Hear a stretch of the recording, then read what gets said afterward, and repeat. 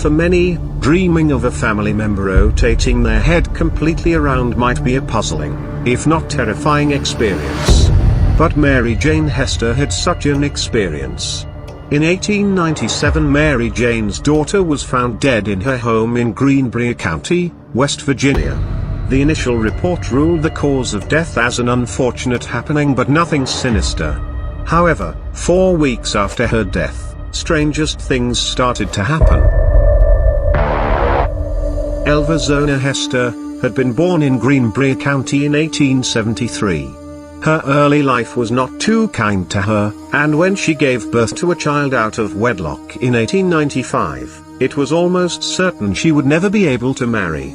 However, she met a man named Edward Shue, who had moved into the county to begin life anew. Both looking for a new start and a brighter future, fate would have them meet and fall in love soon thereafter.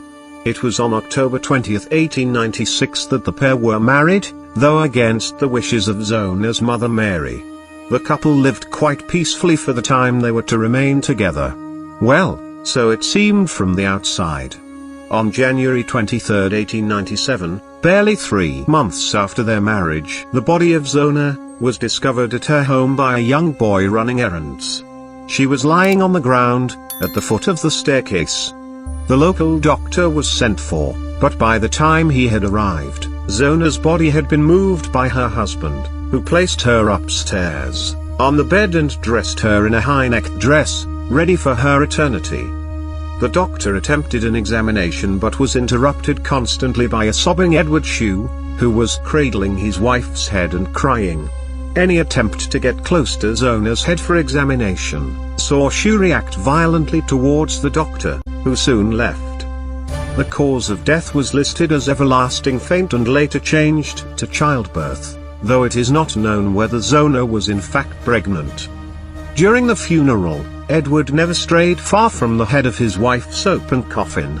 No one was able to get close to the coffin, and later into the service he tied a scarf around his deceased wife's neck. Mary Hester, Zona's mother, was always from the outset convinced that Edward had murdered her daughter, but could do nothing about it. 4 weeks after burying her recently deceased daughter, Mary had some quite bizarre dreams that turned out to be much more. Zona appeared to her mother, and told that her death was in fact murder, and that the killer was her husband. The reason for the killing? That she had not cooked him meat for dinner. He had struck out in a rage and broken her neck. It was at this point that the ghost of Zona turned her head completely around on her shoulders, in order to illustrate this point. Mary took this information to the local prosecutor, who no doubt didn't buy the story. But she was able to convince him to exhume her daughter's body and perform a thorough autopsy. When she was able to convince the county prosecutor to reopen the case, she knew Edward would be found guilty. The prosecutor saw many friends and neighbors of Zona and Edward interviewed, and many were of the opinion that Zona had likely been murdered. When the exhumation was set to take place, Edward was told he would have to be present as he was the next of kin to the deceased. It was then that he stated he knew he was going to be arrested. A new examination was carried out, and their broken neck was discovered. Zona's windpipe had been broken and finger marks were found on the neck. Edward was arrested on the spot for his wife's murder. During the trial, it was discovered that Edward had been married twice before. His first marriage ending in divorce due to great cruelty towards his wife, and the second marriage ended after his second wife died under mysterious circumstances.